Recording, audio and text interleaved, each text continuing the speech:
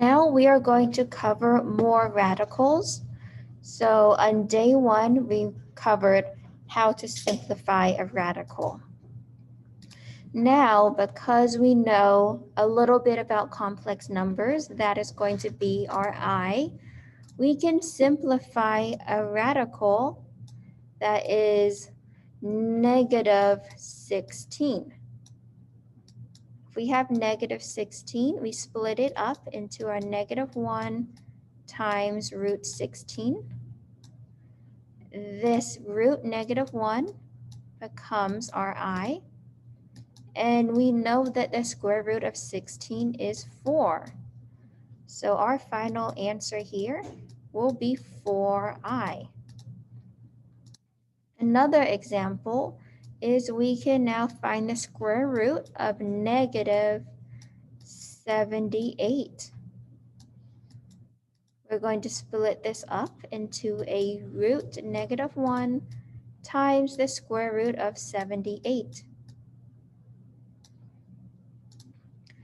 This negative 1 becomes our I. And for the square root of 78, we need to find the largest perfect square that goes into 78.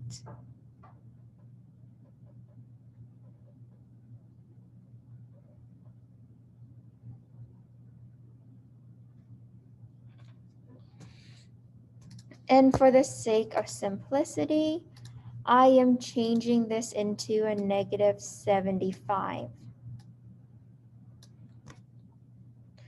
So the largest square that goes into 75 is going to be a 25.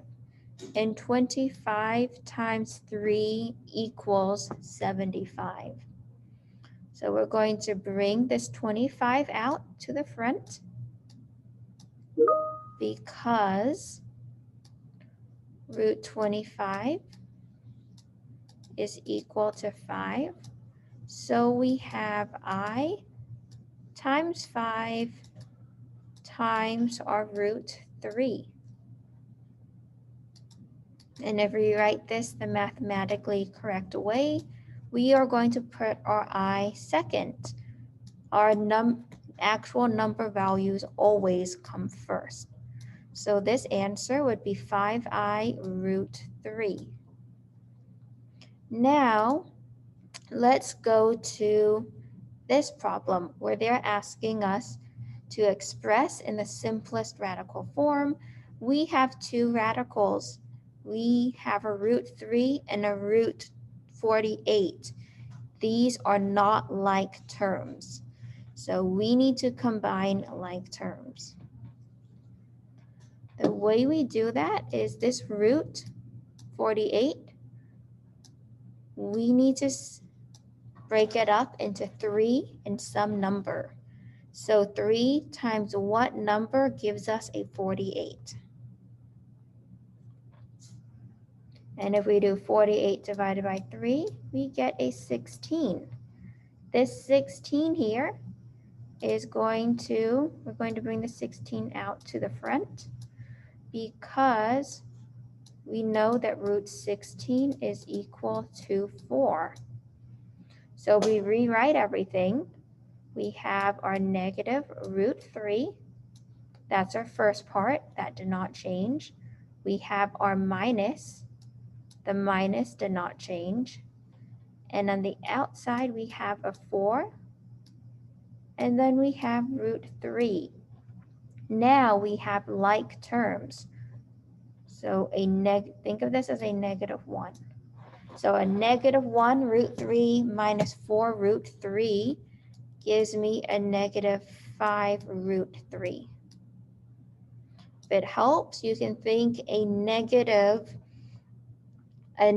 lily pad minus 4 lily pads give us negative 5 lily pads.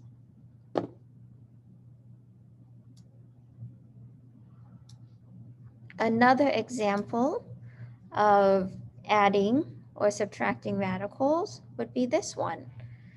Root 112 and root 28, those are not like terms.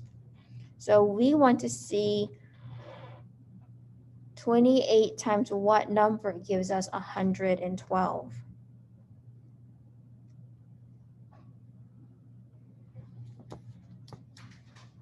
So if we rewrite this, we find out that 28 times 4 gives us 112. And we know that the square root of 4 is equal to 2. So we are going to bring this out to the front. And if we rewrite it, we have our -2, that stays the same, times 2, this came from our root 4, times the square root of 28,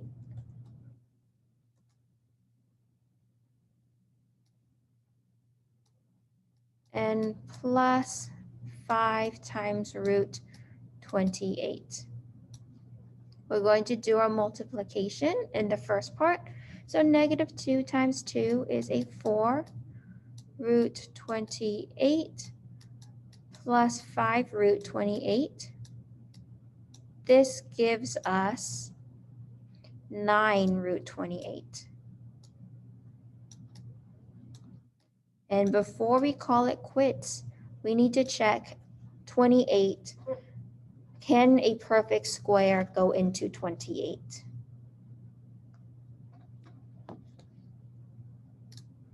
And the answer is yes. 28 can be written as 4 times 7. And then we bring our 9 down.